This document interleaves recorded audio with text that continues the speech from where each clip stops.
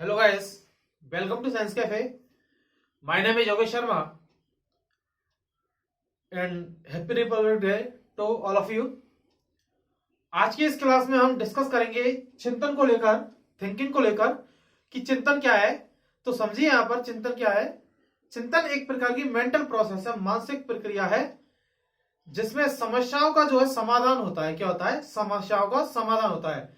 जब भी हम चिंतन कर रहे होते हैं, थिंकिंग कर रहे होते हैं, सोच रहे होते हैं, तो वहां पर कोई सब्जेक्ट होता है। उस सब्जेक्ट से लेकर जो बातें हैं, उस सब्जेक्ट से लेकर जो चीजें हैं, हम उनके बारे में कहीं ना कहीं थिंक कर रहे होते हैं, सोच रहे होते हैं। और ये जो सोचना है हमारा, ये कहीं ना कहीं चिंतन से जुड़ा हुआ है, मनन से जुड़ा हुआ है। अर्थात समस्याओं के बारे में जो है सोचा जाता है और वहां पर फिर समाधान जो है वहां पर खोजकर निकाला जाता है। चिंतन जो है मेनली रूप से देखा जाएगा तो चिंतन, हमारा जो चिंतन है ये मूर्त से अमूर्त की तरफ चलता है। किससे? मूर्त से अमूर्त की तरफ। अर्थात जो चीजें, जो वस्तु हमारे सामने है, उन चीजों के माध्यम से हम अमूर्त चीजों की जो है इमेजिनेशन करते हैं, कल्पना करते हैं। किसके माध्यम से? चिंतन के माध्यम से। किसके माध्यम से? चिंतन के माध्यम से। स्थूल से लेकर सूक्ष्म की ओर जाएगा। किससे? स्थूल से लेकर सूक्ष्म की तरफ जाता है। अर्थात कहने का मतलब यह है कि चिंतन जो है एक प्रकार से हम कहें तो मूर्त से अमूर्त की तरफ है। अर्थात जो चीजें आपके सामने है, आप उनके बारे में सोचते हो और फिर वहां से इमेजिनेशन के माध्यम से जो है आप कहीं ना कहीं अमूर्त चीजों के बारे में भी धीरे धीरे क्या करने लगते हो? कल्पना करते हो। ये कहीं ना कहीं जुड़ा हुआ है। ठीक है। चिंतन की ही बात करें तो ये सरल से जटिल की तरफ जाता है, जनरल टू कॉम्प्लेक्स की तरफ जाता है। कहने का मतलब है कि पहले साधारण चीजों के बारे में सोचते हैं, फिर धीरे धीरे जो है मेंटल जो प्रोसेस है वो जटिल होती जाती है। अर्थात कुछ चीजें जो हमें नहीं सोचनी चाहिए, हम उनके बारे में भी धीरे धीरे सोचने लग जाते हैं। तो आपको याद रखना है कि चिंतन जो है वो एक प्रकार की मेंटल प्रोसेस है। क्या है? मेंटल प्रोसेस है। मेंटल प्रोसेस है जो कि प्रॉब्लम सॉल्विंग से जुड़ी हुई है। अर्थात प्रॉब्लम्स जो है, प्रॉब्लम्स का सॉल्यूशन यहां पर निकाला जाता है। अर्थात समस्या से लेकर समाधान की तरफ जाती है। क्या? समस्याएं जो हैं, उन समस्याओं का समाधान किसके माध्यम से किया जाता है? चिंतन के माध्यम से किया जाता है। किसके माध्यम से किया जाता है? चिंतन के माध्यम से किया जाता है। कहीं ना कहीं हमारे इंटेलिजेंस से जुड़ी हुई क्रिया है। किससे? इंटेलिजेंस। इंटेलिजेंस से जुड़ी हुई क्रिया है, ये बुद्धि से जुड़ी हुई क्रिया है, जिसमें तर्क, विश्लेषण आदि सभी चिंतन के ही पार्ट हो सकते हैं। जहां पर हम लॉजिक लगाते हैं, एनालिसिस करते हैं, तो वो सारी चीजें हमारी बुद्धि से जुड़ी हुई है, इंटेलिजेंस से जुड़ी हुई है। और इन सारी चीजों में हम क्या करते हैं? चिंतन करते हैं। क्या करते हैं? चिंतन। तो याद रखना है आपको जनरली रूप से कि एक प्रकार की मेंटल प्रोसेस है जिसमें प्रॉब्लम सॉल्विंग की जहां पर बात की जाएगी, प्रॉब्लम समस्या से लेकर समाधान तक होने वाली जो क्रिया है, वहां पर चिंतन का जो है बहुत बड़ा रोल होता है। यदि चिंतन नहीं होगा, थिंकिंग यदि नहीं होगी, तो प्रॉब्लम भी सॉल्व यहां पर नहीं होगी। ठीक है, ये चीज आपको याद रखनी है। अलग अलग मनोवैज्ञानिकों ने अलग अलग मत दिए हैं। वाइगोट्स्की कहते हैं, वाइगोट्स्की चिंतन के बारे में कहते हैं कि चिंतन आत्म संभाषण है। आत्म संभाषण है। आत्म संभाषण का मतलब है, इन्होंने दो प्रकार के भाषण दिए थे, बाह्य भाषण और आत्म संभाषण। तो आत्म संभाषण मतलब अंदर ही खुद से बात करना। चिंतन के प्रोसेस में हम हमारे साथ यही होता है कि हम जो है मन ही मन सोच रहे होते हैं। तो वो इसलिए इन्होंने क्या कहा है, वाइगोट्स्की ने आत्म संभाषण कहा है। क्या कहा है? आत्म संभाषण कहा है। जबकि हम यहां पर बात करें, वाइगोट्स्की ने चिंतन को आत्म संभाषण कहा है, लेकिन जबकि हम यहां पर बात करेंगे तो अगले एक मनोवैज्ञानिक हुए, उन्होंने कहा है कि भाई वैलेंटाइन जो है, वैलेंटाइन कहते हैं कि भाई चिंतन जो है वो गोल सेंट्रिक होता है। कैसा होता है? गोल सेंट्रिक। याद रखना है, कई बार क्वेश्चन पूछा जा गया है। चिंतन जो है गोल सेंट्रिक होता है, अर्थात लक्ष्य जो है केंद्रित होता है।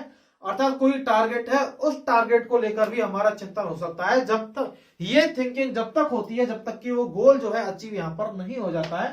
तो ये चीजें आपको कुछ मनोवैज्ञानिकों के बारे में याद रखनी है। अब बात करेंगे कि चिंतन को कितने भागों में बांटा गया है मेनली रूप से। ठीक है, मिटाता हूं मैं इसको। बात करेंगे टाइप्स ऑफ थिंकिंग की, चिंतन के प्रकारों की। यहां पर हम बात करेंगे कि कितने प्रकार का जो है चिंतन मेनली रूप से देखा गया है, जिसके बारे में यहां पर बात की जानी है। देखिए, चिंतन का जो वर्गीकरण है उसके बारे में हम यहां पर बात करें तो जो फेमस जो वर्गीकरण है, जो कि जिम्बार्डे, किसने, जिम्बार्डे एवं रूच ने दिया है, चिंतन का जो वर्गीकरण है, इनके अनुसार जो थिंकिंग जो है वो दो प्रकार से होती है। कितने प्रकार की? दो प्रकार की। एक तो है ऑटिस्टिक, जिसको हम स्वेलिन कहते थे, स्वेलिन चिंतन, स्वेलिन चिंतन। और सेकंड जो टाइप है वो है यथार्थवादी चिंतन। क्या? यथार्थवादी चिंतन। यथार्थवादी चिंतन, सॉरी, यथार्थवादी चिंतन। यहां पर ये जो यथार्थवादी चिंतन है, इस यथार्थवादी चिंतन को तीन भागों में बांटा गया, जिसको हम यहां पर लिखते हैं अपसारी चिंतन, अपसारी चिंतन। सेकंड है अभिसारी चिंतन, अभिसारी चिंतन। और थर्ड जो है वो है आलोचनात्मक चिंतन। तीनों को यहां पर समझेंगे। आलोचनात्मक चिंतन, तीन प्रकार के चिंतन की यहां पर बात की गई है। तो जम्बार्डे और रूच जो है, इन्होंने मेनली रूप से दो प्रकार के जो है चिंतन की यहां पर बात की। ऑटिस्टिक, जिसको हम स्वेलिन चिंतन कहते हैं, और दूसरा जो है यथार्थवादी चिंतन। समझेंगे पहले वाले पॉइंट को, ऑटिस्टिक चिंतन क्या होता है, इस वाले पॉइंट को यहां पर समझने का प्रयास करेंगे। स्वेलिन चिंतन क्या चीज है? स्वेलिन का मतलब है, मतलब ये जो व्यक्ति है जिनमें ये इस प्रकार का चिंतन पाया जाता है, इनका जो चिंतन है वो कल्पनाओं पर आधारित होता है, वास्तविक साथ से जुड़ा हुआ नहीं होता है। किशोरावस्था में देखा जाता है कि बालक जो है वो दिन में ही जो है तारों को देखने लग जाता है। अर्थात दिन में तारे का देखने का मतलब है कि सपने जो है, अर्थात वो सपनों में खोया रहता है। कहने का मतलब यह है कि बड़ी बड़ी बातें करेगा, अर्थात जो उसके बस का नहीं होगा उससे भी ऊपर जाने की बात करेगा, विचारों में खोया रहेगा, स्वेलिन रहेगा। कैसा रहेगा? स्वेलिन। ठीक है, अर्थात हमेशा कल्पनाओं में जीना, इमेज, रियलिटी में नहीं जीता है, कल्पनाओं में जीता है। तो वो कैसा चिंतन है? स्वेलिन चिंतन है, ऑटिस्टिक चिंतन जिसको हम कहेंगे। अर्थात कहने का मतलब यह है कि कल्पनाशीलता पर जो आधारित है वो कौन सा चिंतन है? स्वेलिन चिंतन। मैं आप लिख देता हूं, कल्पनाशीलता पाई जाती है, अर्थात रियलिटी में नहीं जीता है, वास्तविकता में नहीं जीता है, जहां वो है वहां रहने की कोशिश नहीं करता है। बच्चा बोलता है कि आपका क्या घर है, देखना मैं ऐसा घर बनाऊंगा, अर्थात प्रेजेंट में नहीं है, बहुत ज्यादा आगे की सोच रहा है, जमीन पे नहीं टिक रहा है, आसमान में उड़ने की सोच रहा है। तो वहां पर क्या है? ऑटिस्टिक है, स्वेलिन चिंतन है, अर्थात कल्पनाओं पर आधारित है। दिन में तारे देखने वाली जो कंडीशन है वो इसी प्रकार के चिंतन में पाई जाती है। ठीक है, वास्तविक जीवन से उसका कोई लेना देना नहीं होता है। ठीक है, बात करेंगे यथार्थवादी चिंतन की। तो यथार्थवादी जो चिंतन है ये वास्तविकता पर आधारित होता है। किस पर आधारित होता है? मैं लिख देता हूं यहां पर, वास्तविकता पर आधारित, वास्तविकता पर बेस्ड, वास्तविकता पर आधारित होता है ये प्रकार का चिंतन, यथार्थवादी चिंतन। इसके यहां पर मेनली रूप से तीन भाग बांटे गए। कितने भाग दिए गए? तीन प्रकार। कितने प्रकार दिए गए? तीन प्रकार दिए गए। एक एक को यहां पर डिस्कस करेंगे। आप कहो तो मैं इसको मिटा दूं, है ना। यथार्थवादी चिंतन को डिस्कस करेंगे, तीनों पॉइंटों को, अपसारी, अभिसारी और आलोचनात्मक। ठीक है, इनको हम कंपैरिजन करके देखेंगे। यहां पर मिटा रहा हूं मैं।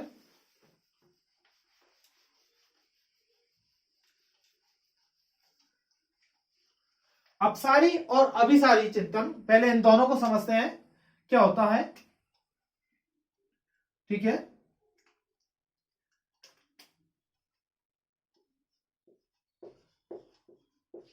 अपसारी चिंतन और अभिसारी चिंतन, अभिसारी चिंतन।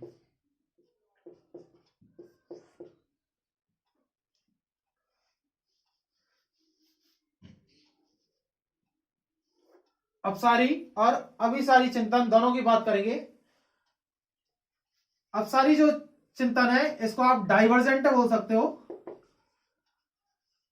Divergent thinking. इसको हम बोलेंगे कन्वर्जेंट थिंकिंग, कन्वर्जेंट थिंकिंग। ठीक है। अपसारी चिंतन और अभिसारी चिंतन को आप ऐसे भी कर सकते हो। अपसारी आपने लेंसों के बारे में पढ़ा होगा, ठीक है। अपसारी बिखेर देगा, अभिसारी एक बिंदु पर जो है, एक सेंटर पर जो है केंद्र करेगा, अर्थात फोकस जो है वो किसमें पाया जाएगा, अभिसारी में पाया जाएगा। किसमें पाया जाएगा, अभिसारी में पाया जाएगा। ये आपको याद रखना है, डिफरेंस समझ में आ जाएगा फोकस को लेकर। जो फोकस जो पॉइंट होगा वो अभिसारी में होगा, एक बिंदु पर जहां पर केंद्रित हो जाएगा।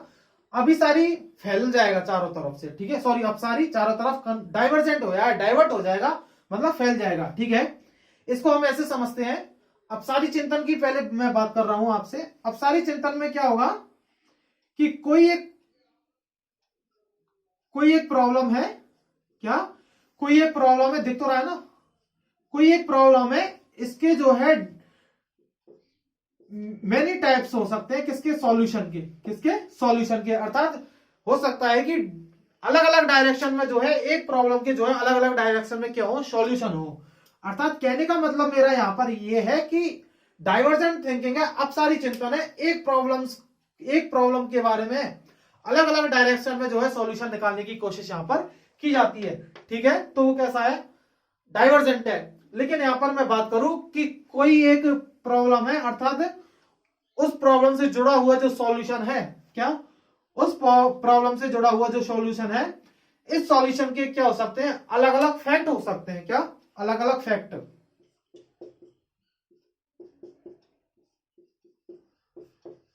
देखिए, क्या कोई एक प्रॉब्लम है, उससे जुड़े हुए कुछ फैक्ट है, और इन फैक्ट्स से जो है ये जो सॉल्यूशन है वो यहां पर निकल आता है। कहने का मतलब ये है कि आप इसको ऐसे भी समझ सकते हो कि एग्जाम्पल के तौर पे मैं आपसे बात करूं, आपने एक बालक है, उस बालक से पूछा आपने खाना खा लिया, तो वो आपको यस और नो में जवाब देगा, ठीक है। यस और नो वाला जो क्वेश्चन है, तो यहां पर ये कैसा है, अभिसारी कन्वर्जेंट है, अर्थात दो फैक्टर उसके पास, आपने खाना खा लिया, हाँ या ना में उसको आंसर देना, वो एक को चूज करेगा, हाँ या ना, ठीक है। तो वहां पर सॉल्यूशन हो गया, वहां पर उसको कोई थिंकिंग नहीं करनी पड़ी ज्यादा, कोई उसको जो है इमेजिनेशन नहीं करनी पड़ी, उसने सीधा सीधा लॉजिक लगाया, सीधा सीधा बोल दिया। अर्थात कहने का मतलब ये है कि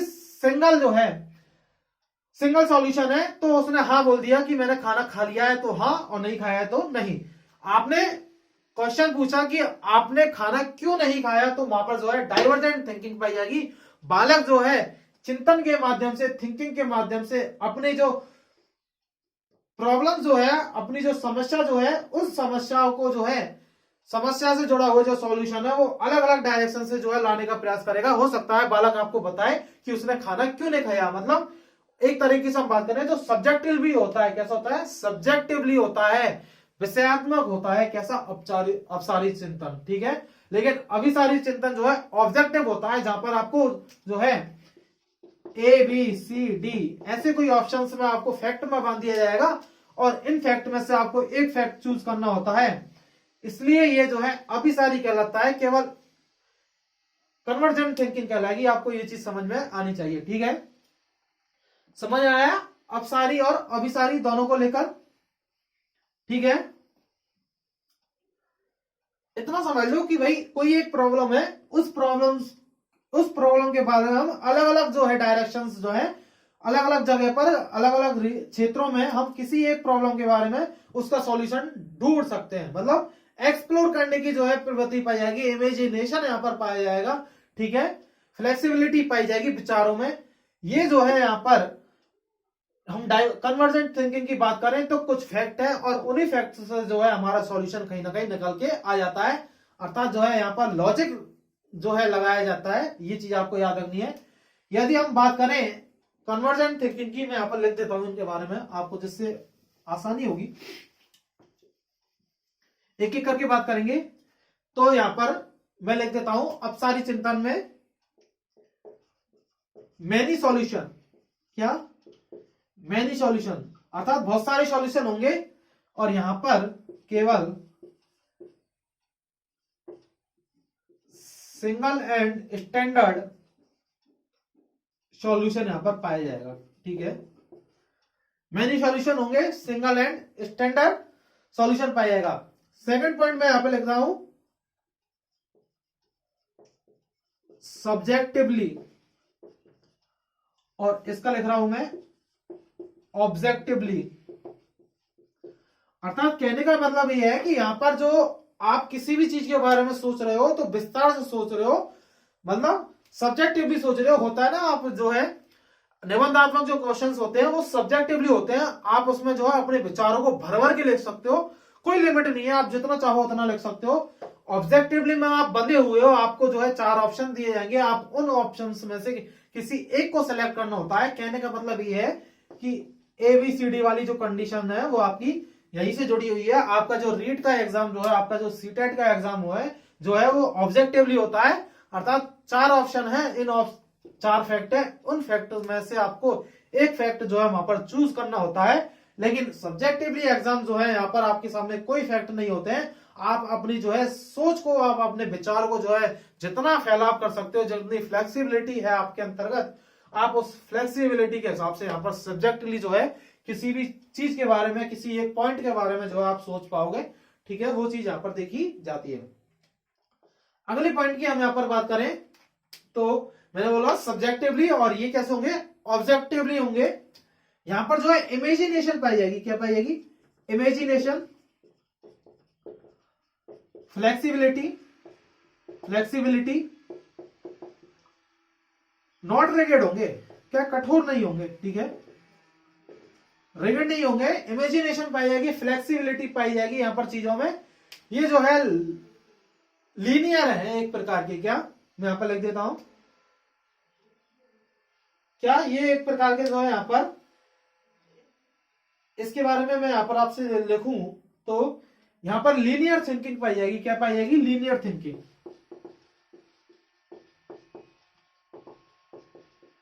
लीनियर थिंकिंग पाएगी, अर्थात रेखीय सोच यहां पर पाई जाएगी। यहां पर जो सोच में फ्लेक्सिबिलिटी पाई जाएगी, इमेजिनेशन पाई जाएगी। आप किसी सब्जेक्ट के बारे में जो है बहुत ज्यादा सोच सकते हैं।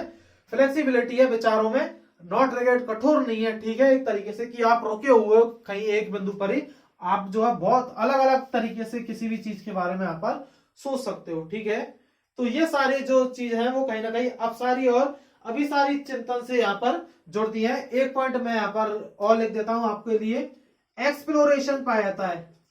फ्लोरेशन, एक्सप्लोरेशन अर्थात चीजों को एक्सप्लोर करने की जो प्रवृत्ति है वो यहाँ पर पाई जाएगी। और यहाँ पर हम बात करेंगे किसकी? लॉजिकल की। तर्क दिए जाएंगे यहाँ पर सिर्फ। ठीक है, एक्सप्लोर अर्थात एक्सप्लोर जो है खोज करना जो है यहाँ पर पाया जाएगा। तो एक चीज और एक ऐड कर सकते हैं हम यहाँ पर कि अपसारी चिंतन जो है, जो डाइवर्जेंट थिंकिंग जो है वो हमारे इंडक्टिव मेथड से जुड़ी हुई है। किससे? इंडक्टिव मेथड से। अर्थात कहने का मतलब यह है कि जहां पर एग्जाम्पल टू रूल की बात की जाएगी, किसकी? एग्जाम्पल से रूल की यहां पर बात की जाएगी, उदाहरण से नियम की बात की जाएगी। लेकिन यहां पर जो है आपने देखा है कि पहले रूल है और फिर रूल से क्या है? एग्जाम्पल है। अर्थात ये एक प्रकार का डिडक्टिव मेथड होगा। कहने का मतलब यह है कि निगमन विधि का यहां पर यूज किया जा सकता है। किसमें? अभिसारी चिंतन में। ये चीज आपको याद रखनी है। तो कहीं ना कहीं इंडक्टिव मेथड से जो जोड़ेगा वो कौन होगा? अपसारी चिंतन होगा। और डिडक्टिव मेथड से जो जोड़ेगा वो कैसे होगा? अभिसारी चिंतन होगा। दोनों पॉइंट आपको अच्छे से समझ में आने चाहिए। एक बार फिर से एक्सप्लेन कर देता हूं मैं आपको। अपसारी चिंतन, डाइवर्जेंट थिंकिंग, आप एक प्रॉब्लम के बारे में, एक प्रॉब्लम को लेकर डिफरेंट डायरेक्शन में जो है उसका सॉल्यूशन निकाल सकते हो। ठीक है, अभिसारी चिंतन की बात करूंगा, कन्वर्जेंट थिंकिंग की मैं यहां पर बात करूंगा। तो आप जो है कुछ फैक्ट है और उन्हीं फैक्ट में से जो है अपना सॉल्यूशन यहां पर निकाल लेते हैं। अर्थात एक बिंदु पर फोकस जहां पर होगा वो अभिसारी चिंतन है। कन्वर्जेंट थिंकिंग जहां पर होगी, मैनी सॉल्यूशन, सिंगल या स्टैंडर्ड सॉल्यूशन यहां पर पाया जाएगा। सब्जेक्टिवली होते हैं, आप किसी विषय के बारे में जो है ब्रॉड तरीके से सोच सकते हैं, विचारों में जितनी फ्लेक्सिबिलिटी है, जितनी आपकी इमेजिनेशन है वो यहाँ पर पाई जाएगी। ऑब्जेक्टिवली में आपको फैक्ट जो है उन फैक्ट से रिलेटेड आपको जो है ऑब्जेक्ट के आधार पर ही यहाँ पर जो है आपको अपनी समस्या का सॉल्यूशन जो है समाधान यहाँ पर मिल जाएगा। एक्सप्लोरेशन यहाँ पर पाई जाती है, यहाँ पर जो है लॉजिक दिए जाते हैं, खोज करने की प्रवृत्ति यहाँ पर पाई जाती है। तो आपको याद रखना है आगमन विधि जो है वो इंडक्टिव मेथड जो है एग्जाम्पल टू रूल की जहां पर बात की जाती है तो वो कहीं ना कहीं किससे जुड़ता है, अपसारी चिंतन से जुड़ता है। लेकिन डिडक्टिव मेथड जो है हमारा वो कन्वर्जेंट थिंकिंग से जुड़ेगा। आपको ये चीजें आपको याद रखनी है जो कि यहाँ पर नियम से उदाहरण की बात की जाती है डिडक्टिव मेथड में। ठीक है, आई होप आपको ये जो है डाइवर्जेंट और कन्वर्जेंट थिंकिंग जो है आपको समझ में आ गया होगा। थर्ड जो पॉइंट है उसके बारे में डिस्कस करते हैं। यहाँ पर आलोचनात्मक चिंतन की अब हम बात करेंगे। आलोचनात्मक चिंतन,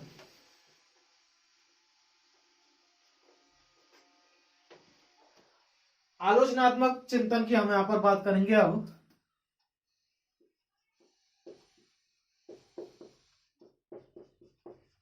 आलोचनात्मक चिंतन, सॉरी,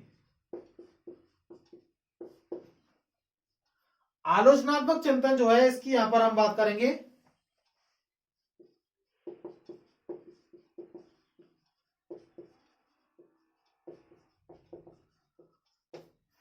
क्रिटिसिज्म थिंकिंग की हम यहां पर बात करेंगे, आलोचनात्मक चिंतन की। तो इसको समझिए, आलोचना को हम बेसिकली जो है बुराई से जोड़ देते हैं, किसी की बुराई करना हम यहाँ पर आलोचना को रिलेट करते हैं। लेकिन यहाँ पर जो है इस चिंतन का मतलब क्रिटिसिज्म थिंकिंग का मतलब है यहाँ पर कि आप किसी विषय के बारे में आप उसके सही और गलत पहलुओं को एनालिसिस करके कि उसका सही पॉइंट क्या है और रॉन्ग पॉइंट क्या है। अर्थात कहने का मतलब ये है कि आप कोई बिजनेस करने के बारे में सोच रहे हैं तो आप पहले ये सोच रहे हैं कि इसका जो आगे फ्यूचर में प्लान क्या रहेगा और वर्तमान में इसका क्या रहेगा, प्रेजेंट में इसमें पैसा लगाना ठीक रहेगा या नहीं रहेगा।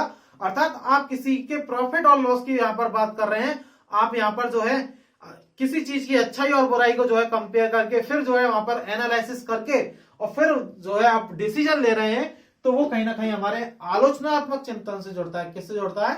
आलोचनात्मक चिंतन से जुड़ता है। मतलब यह है कि एनालिसिस के माध्यम से, किसके माध्यम से?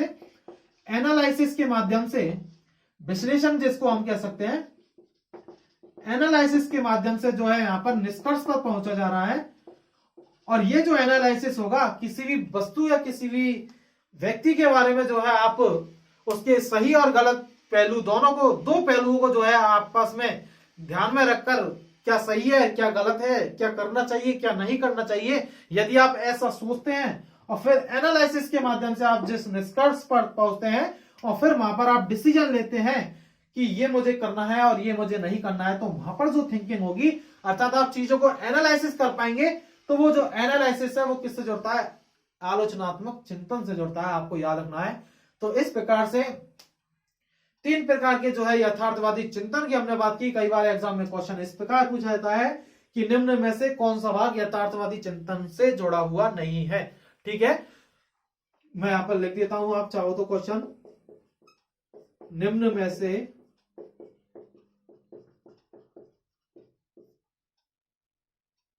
कौन सा भाग यथार्थवादी चिंतन का हिस्सा नहीं है, हिस्सा नहीं है। आपको तीनों ऑप्शन यहां पर मिलेंगे। अभिसारी चिंतन, ठीक है, अपसारी चिंतन, तीसरा है आलोचनात्मक चिंतन, और हो सकता है 4 पॉइंट में आपको स्वलीनता दे दे। ठीक है, तो आंसर क्या होगा? स्वलीनता नहीं है। यथार्थवादी चिंतन के 3 प्रकार हैं, डाइवर्जेंट, कन्वर्जेंट और तीसरा जो है वो क्रिटिसिज्म थिंकिंग है। 3 प्रकार के चिंतन की यहां पर बात की गई है यथार्थवादी चिंतन में। आपको याद रखना है जो नहीं है वो कौन सा है? स्वलीनता, जिसको हम ऑटिस्टिक कहते हैं। ये चीज आपको याद रखनी है। ठीक है, ये बात आपको समझ में आ गए होंगे तीनों प्रकार। लास्ट बात करते हैं जनरली रूप से जो है चिंतन को कितने भागों में बांटा गया है। ये भी आप याद रख लेना थोड़ा हल्का, क्योंकि क्वेश्चन पूछ लिया जाता है। जनरल रूप से जो है सामान्य रूप से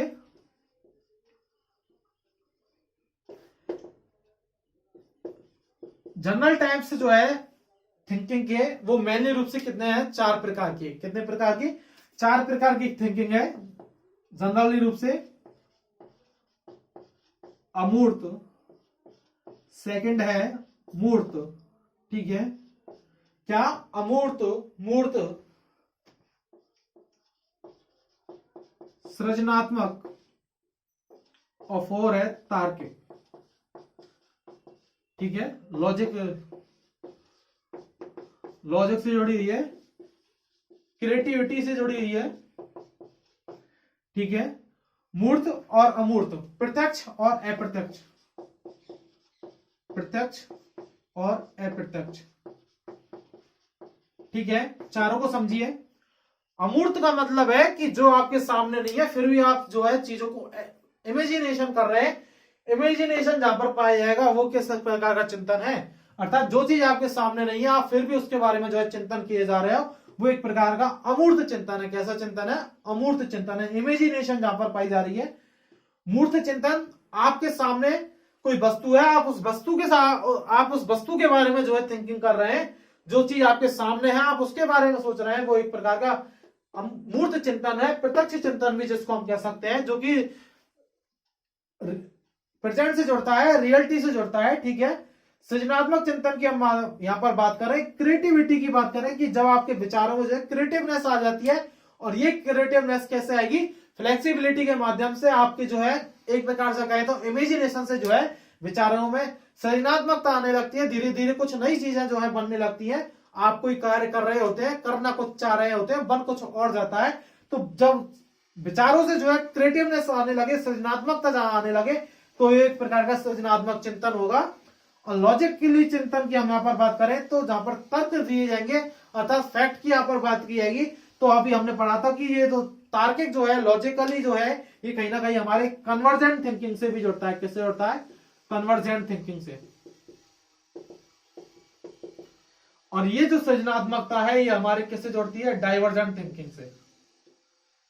डाइवर्जेंट थिंकिंग, ये जो कन्वर्जेंट और डाइवर्जेंट थिंकिंग जो है ये गिलफर्ड ने दिया, आपको याद रखना है। किसने?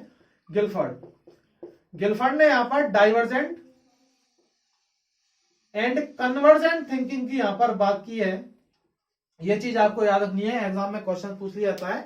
तो जनरली रूप से 4 प्रकार के जो है चिंतन की बात की गई, अमूर्त, मूर्त, सृजनात्मक और तार्किक। बस आपको चिंतन के बारे में इतना ही याद रखना है। आज की इस क्लास में इतना ही। जरूरत हुई तो कुछ और वीडियो निकाले जाएंगे जो कि शॉर्ट वीडियोस के रूप में होंगे। यदि आपको ये आज का वीडियो पसंद आया है तो चैनल को सब्सक्राइब करें, साथ ही साथ अपने दोस्तों को शेयर करें एंड लाइक करना ना भूलें। मिलते हैं फिर नेक्स्ट क्लास में, तब तक के लिए अपना ख्याल रखिएगा, खुश रहिएगा। Thank you, bye.